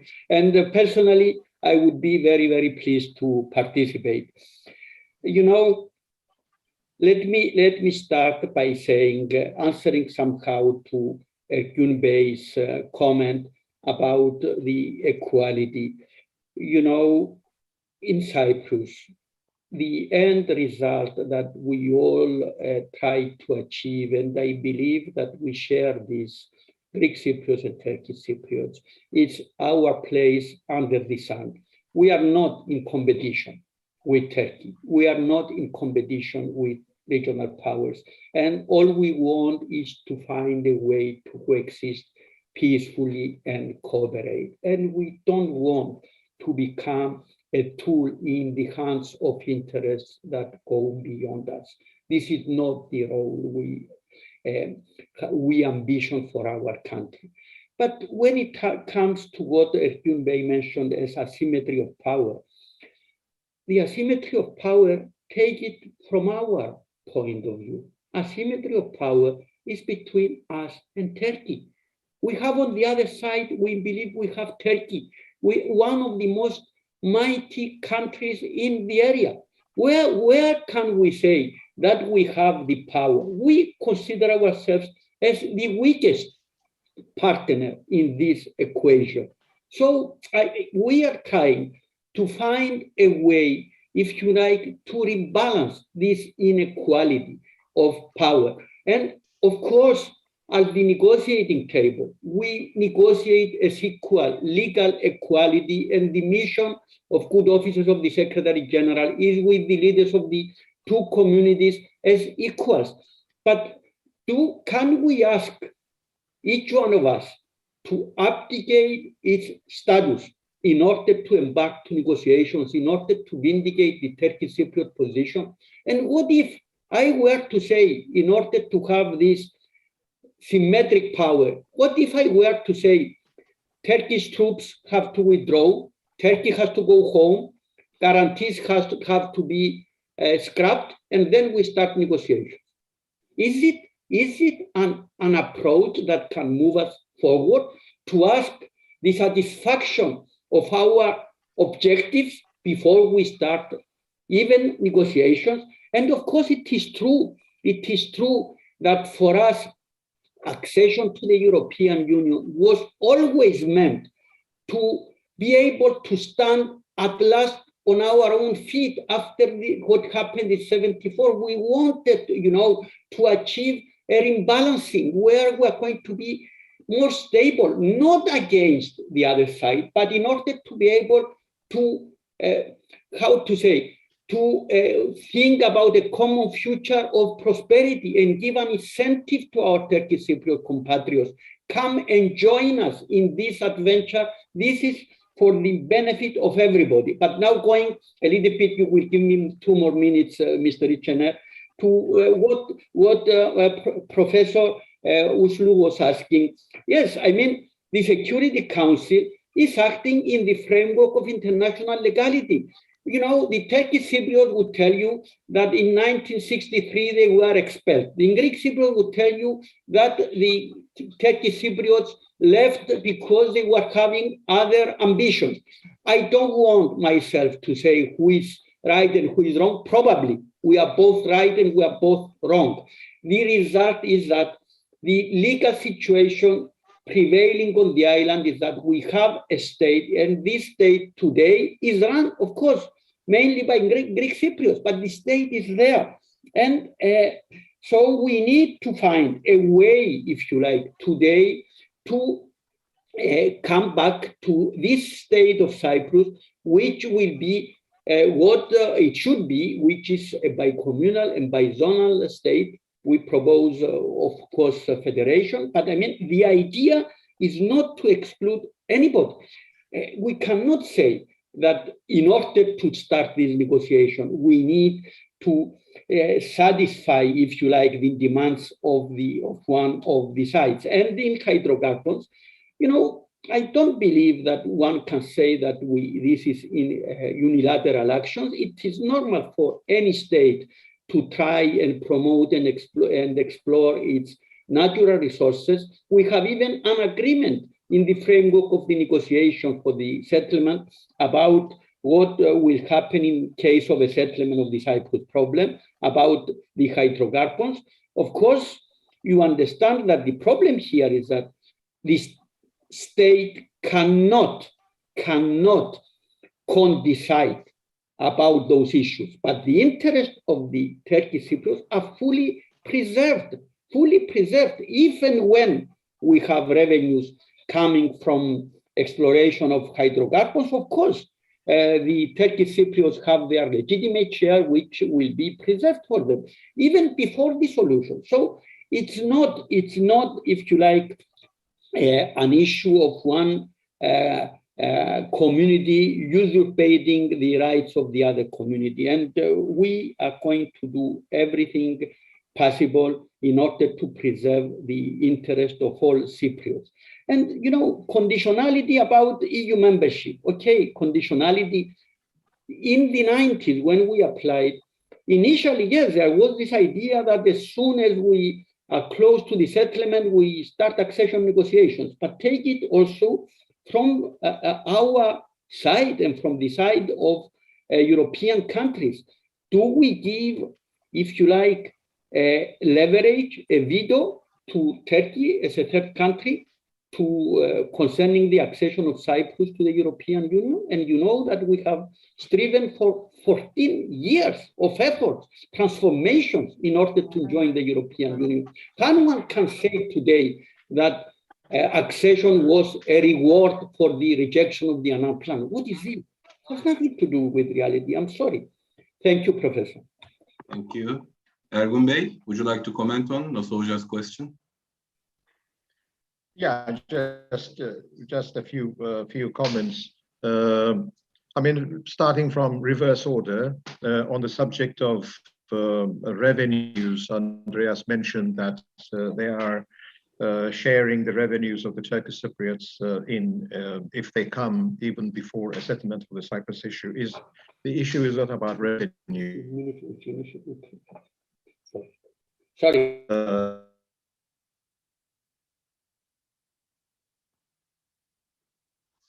about co-management of resources. Being part of the making process is the issue. This is what equality requires, and this is what, if you like, working together requires as co-owners of an issue. So it is not an answer to the question Andréas has given. As regards the question of Nasuh, I think he has a very relevant point when he says that resolutions, Security Council Resolution 541 and 550, Security Council, when they look into the issue, they don't look into the illegality or the unconstitutionalness or the usurpation of Cyprus, and they only look at what Turkish Cypriots have done as a response being stateless for so many years and exercising the right to self-determination in 1983. So basically, it's a valid question. I think I wish to add another dimension to that. The Security Council is not a court of order. It's not a court. It's a political organ, and it cannot make decisions on legal issues. That's something for other legal institutions to decide whether there is an illegality or not. And when illegality is on the table, you have to listen to both sides and understand both sides' views. It cannot be. Turkish Cypriots were not present when that decision was taken. So I do understand the value of Professor Uslu's question. Now, talking about the inequality of power, when I mention symmetry of power, I mean on-island power symmetry. The political has mentioned that they now feel that there is an imbalance of power because of Turkey's role in Cyprus, Union's role in Cyprus. How do the Turkish Cypriot side feel about that?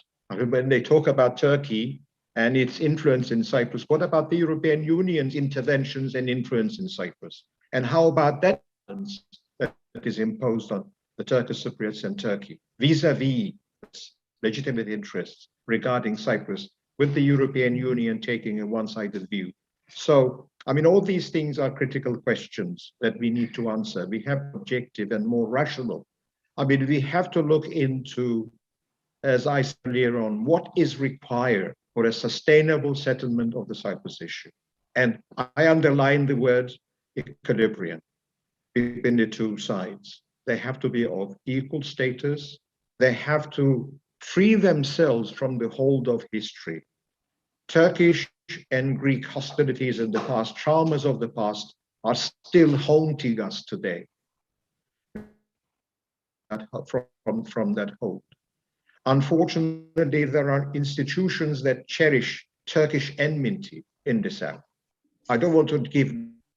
The education system has to be revisited. We have to see Cyprus as the common home of the two. And through that, bring up new generations which do not carry Greek flags and Greek national anthems on the streets, on the Greek Cypriot side. When we are talking about, I mean, if you have statements only this year by the Greek Cypriot president saying that Cyprus is an integral part of Hellenism, on the 200th anniversary of Greek independence, if you make such statements, what is the message to Turkish Cypriots of that? I mean, these are important issues. And I think there needs to be a turning point. We cannot continue as we have been doing in the past, because this is damaging, this is undermining the interests of both sides on the island. When I say this, the Turkish Cypriots have to do the same thing. I'm not putting only on the Greek Cypriots. We all have to rethink about the way we look at the future. This is the common home of Turkish Cypriots and Greek Cypriots for centuries. We have to respect each other for what we are. As we cannot be over the other in Cyprus. That will only bring catastrophe. So I'm just hoping that we'd evolve our visions, our thinking, our outlook regarding Cyprus if we are going to solve it genuinely. And that's my message. Thank you, Ergün Bey. Andréas has mentioned that he would be happy to join if there are any more opportunities in the future to discuss. As you know, we will continue today with maritime disputes in the Eastern Mediterranean issue. Later tomorrow, we will talk about international politics and security dimension, and we will talk about energy tomorrow. You are obviously automatically invited to all of these sessions, and we will be happy to see you there. And in the future, we would like to have you as again guest in this platform. Before we finish, I see that some of our colleagues turned over their cameras and would like to ask questions. First, again, our partner in this conference, Ahmet Sözen, would like to say a few words and ask his question, I guess. Ahmet Hocam, buyurun. Thank you so much, Erhan, and my deepest appreciation and thanks goes to dear Andréas and dear Ergün Bey for accepting our invitation. I think we have to talk more together. My question is, for a time, let's say, if you can put yourselves away from the shoes of negotiator and put yourselves into the shoes of the Secretary General, what would be the magic formula that would make the next negotiations successful and not fall into the trap that, you know, we will be going into this spiral of negotiations, unending negotiations? I know that the Secretary General has a very narrow mandate, which is this mission of good offices, which is basically facilitation, not even mediation. But, you know, behind closed doors, before starting any initiative, the Secretary General can have some room to maneuver. If you were the Secretary General, what would be your magic formula that would lead to the next negotiations, this time successful and not end with a collapse?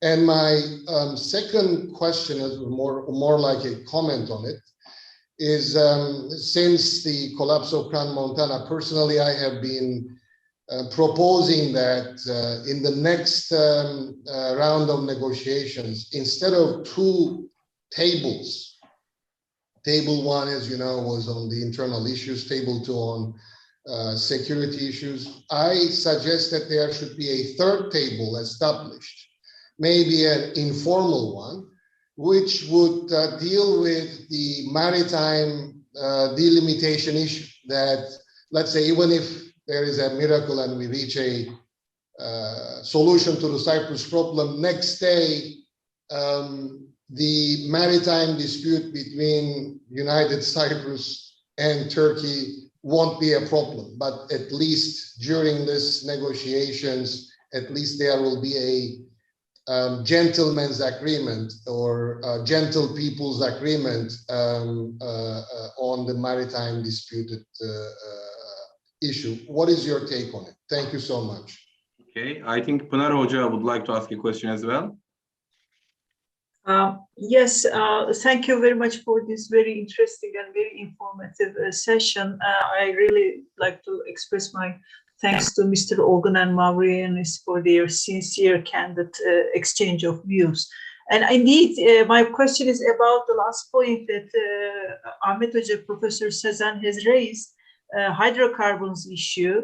I listened carefully views of both speakers about whether it is a unilateral action to continue exploration in the disputed maritime zones or not. So within this context, my question is, these recent exploration licenses given to Qatar and ExxonMobil on block, so-called Block 5, according to Turkish official position, because it violates Turkey's continental shelf as well. And during this negotiation, while we see an opportunity, a window, and actually both speakers have said actually there is a chance So isn't it like a vicious circle? While there is, as Ahmet Hoca said, a gentleman's agreement, while there is negotiations, a hope for revitalizing diplomatic talks to come up with such an exploration license, and then because the Turkey, I'm talking about Turkey, because Turkey would intervene in this process and accused of being, depending on the diplomatic word you use, assertive, aggressive, military force, not respecting rule of law. So why not to go back to the offer in September 2011 to freeze at least during the negotiations? This is, I think, Professor Sazen's point, to freeze any exploration around the Cyprus island. And the second point I would like the speakers to consider, and maybe we can talk this in our session. I'm, a speaker on the energy session tomorrow. The world is moving away from fossil fuels.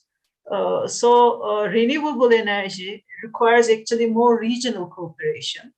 And why not to just take off the hydrocarbons and, both communities with inclusiveness, like Mr. Olgun underlined, come up with a plan of a renewable energy of the island that could be supported, because there's an intermittency problem, of course, of renewable, that could be supported with regional power grids between Turkey and the island, or any other cost-effective, close places. That's what's going on right now, even in the Middle East. The hard-to-talk partners are helping Lebanon, giving petroleum, pipelines, and so on. So it's sad that it cannot be done on Cyprus. Thank you. So these are my two points. Okay, thank you, Pınar Hocam. Actually, these are the only questions that I will take, because we have to finish in 15 minutes so that we can have time for the next session. So, Mr. MAVROYANNIS, you have 7 minutes, and Mr. Ergün Olgun, you have 7 minutes. The floor is yours, Mr. MAVROYANNIS. Thank you very much. Very, very important questions. To my friend Ahmet Sozen, I would say that overall, I believe that Antonio Guterres got it right in his effort towards advancing towards the settlement of the Cyprus problem. And it's for me moving the fact that just 12 days in the office of Secretary General, he was with us in Geneva in January 2017, trying to help us move forward. And, he did his best. Thanks to him, we ended up in Gran Montana in June, July 2017. And his involvement was based on two fundamental principles. The first one was no blame game. And the second one, respect for the mission of good officers and not go beyond good officers, as you were very rightly saying, in being involved in mediation or some other things. So those were fundamental in achieving progress. At the end, if you ask me, at the end, maybe if after the difficulties and the failure of the last evening, we were to just resume a couple of days later and continue discussions, and if we were to allow the Secretary General to present the 6 points plan he established as evolved in the discussions, if you like, probably we would be able to increase our chances. But what happened is that he didn't manage to present the whole plan again the last evening because of a disagreement from Mr. Çavuşoğlu concerning the scrapping of guarantees, if you like, and we were not able to see exactly where we were in those terms, if you like. And we need all of us to understand that if we are to go back, and bearing in mind that all the other issues were more or less essentially, as the Secretary General says in his report, solved. I believe that we stand chances, and all I want the Secretary General to do, if you like, is to his magic formula is very simple: just persist and just, if you like, find a way to reconcile, if you like, the last remaining divergences between the sides. And of course, you know, there is this issue of your suggestion, Ahmed, on a separate table on hydrocarbons. But as I was saying earlier, yes, this is a real problem. This is a real issue. We have an agreement in the framework of the negotiation on what will happen after the settlement concerning the hydrocarbons issues between the two communities. But of course, this does not apply in the situation between now and the settlement. And this is where we have this difference. On the one hand, we believe that the indecision of the state cannot be subject to, if you like, the views of the other community, but at the same time, we try our best in the framework of exercising, if you like, this right of exploitation to fully take into account the interest of the Turkish Cypriot community. And we are not, if you like, against the idea of explaining, involving, doing whatever it takes short of court decision. Court decision requires a settlement. But then, very rightly, you mentioned that, you know, there is the Cyprus-Turkey dimension. You know, the positions of Turkey on maritime areas and delimitation are very far from our own positions. Okay, we can say that, delimitation must be based for us on the UN Convention on the Law of the Sea about equitable result. But at the same time, Turkey does not want even to recognize the existence of maritime areas in island states, does not want to recognize even the existence of exclusive economic zones. We know what is happening between Greece and Turkey. And, you know, Professor Ipek was mentioning earlier that, you know, it's so-called the plot number 5. This is your view, but please understand that what we are doing here is based on the UN Convention on the Law of the Sea. And even if, let's say, take the distance between Cyprus and Turkey west of Cyprus, let's say that the distance is 160 miles, okay? And then indeed, we have established the median line, the equidistant line, if you like, which is approximately 80 miles west of Cyprus. Do you believe, however, that even if we have a contentious issue of delimitation, which Turkey, of course, does not accept delimitation, but imagine if we were to go to a judicial process for delimitation, do you think that there is any chance that this line will come down to 28 miles where Turkey was doing exploration last year? What is this? What is this? You understand, we need to have a notion of proportion in all what we are saying. How can we envisage that Turkey has right in the plot number 5 south of Cyprus just like that, because Cyprus does not have rights, or other countries? Of course, Turkey has rights in the Mediterranean, rights that are based on international law, but we also have rights, and Greece has rights, and all countries in the region have rights. And if there is disagreement, let's find a way to settle it, but based on fundamental principles of international law. And I will finish by Last 1 minute, saying, Mr. MAVROYANNIS. Last 1 minute. Yes, of course.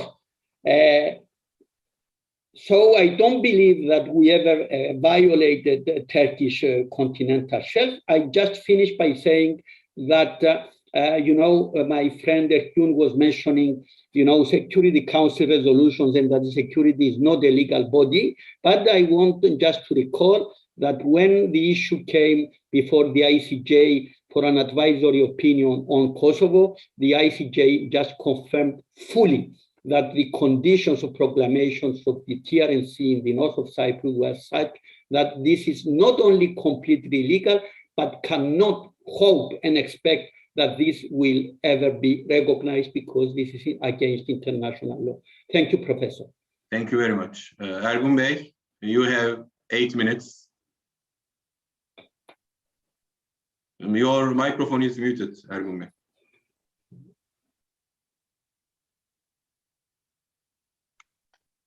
Okay.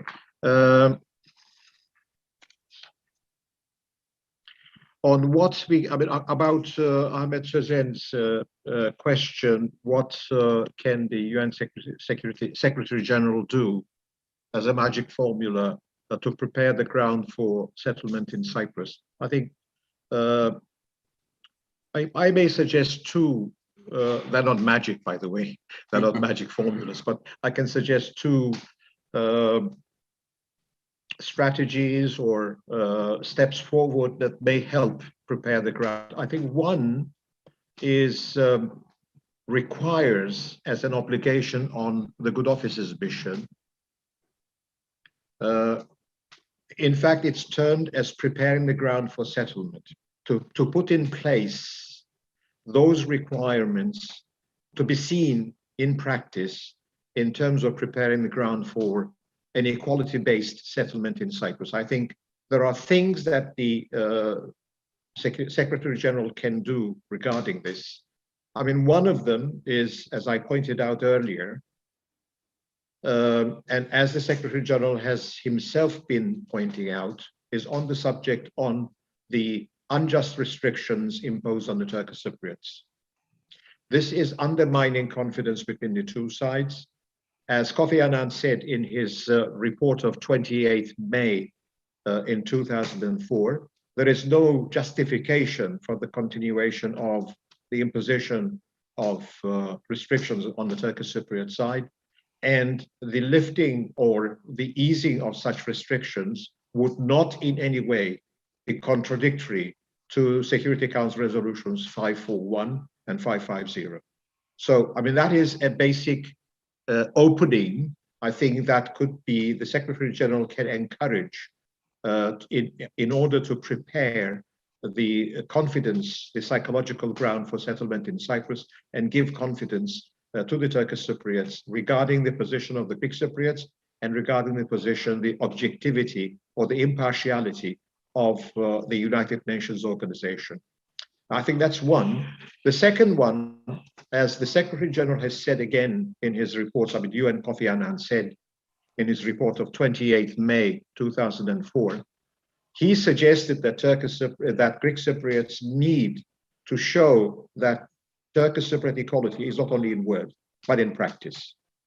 I think this is another element that needs to be, I think, taken into account.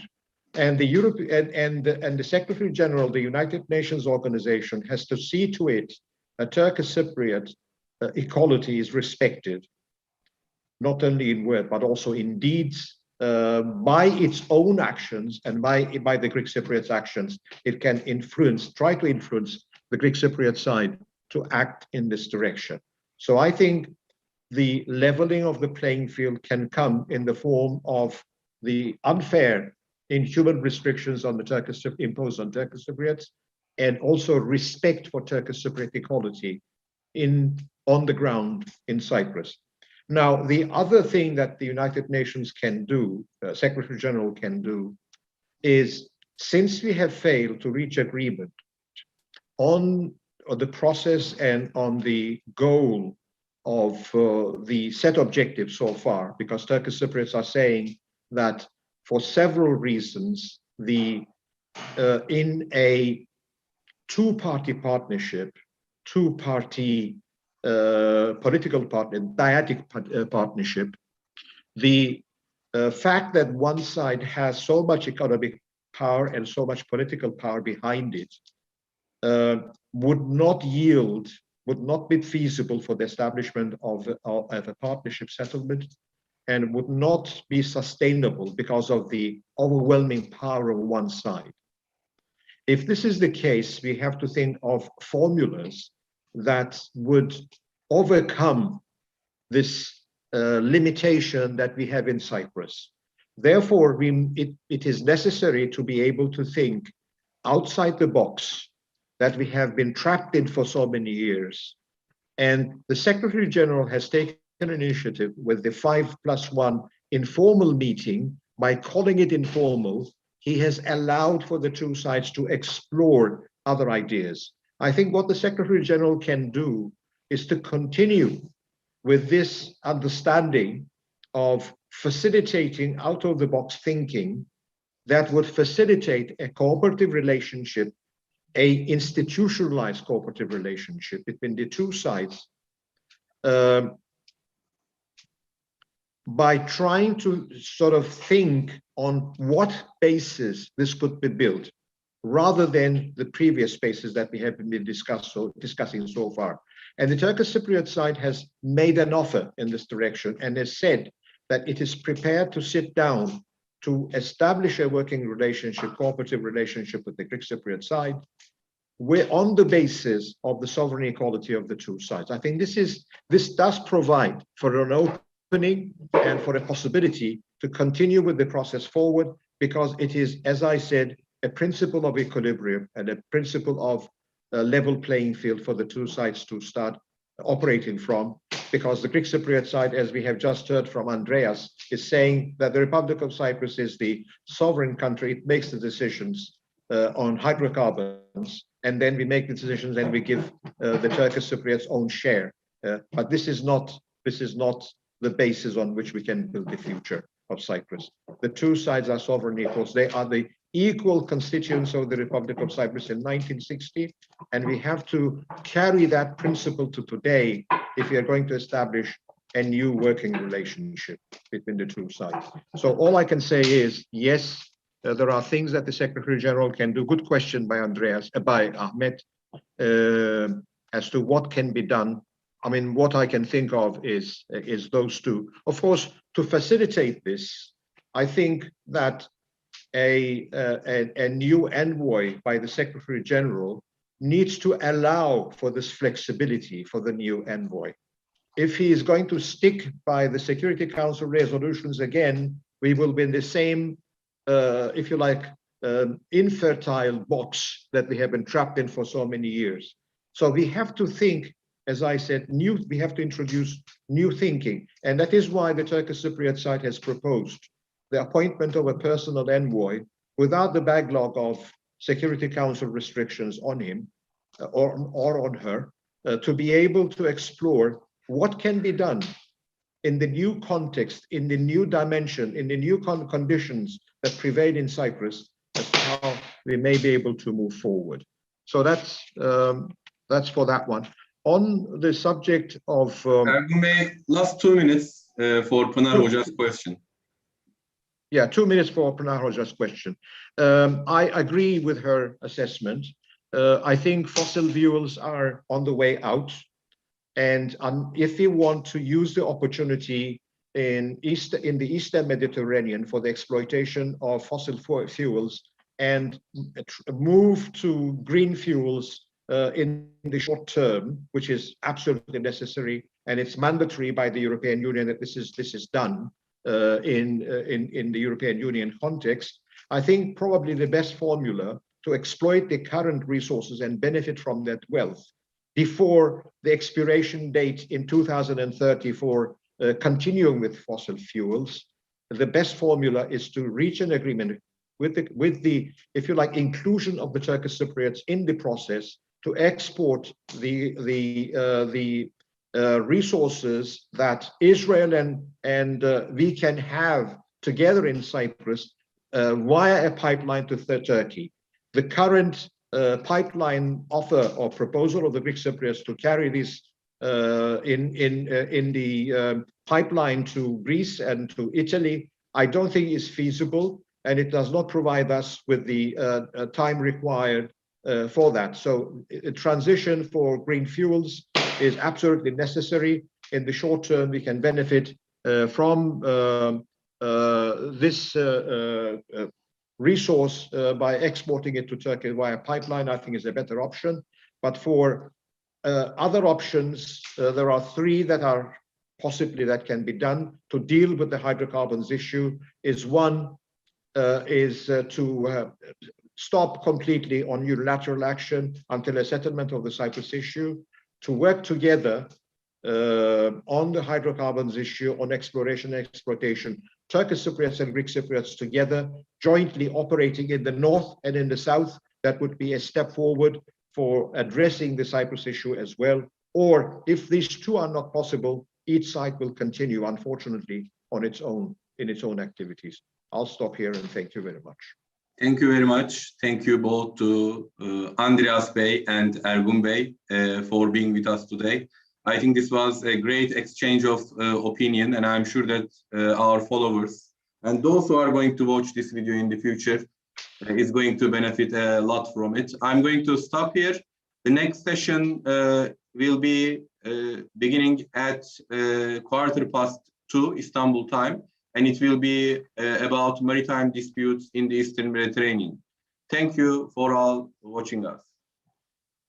Thank you.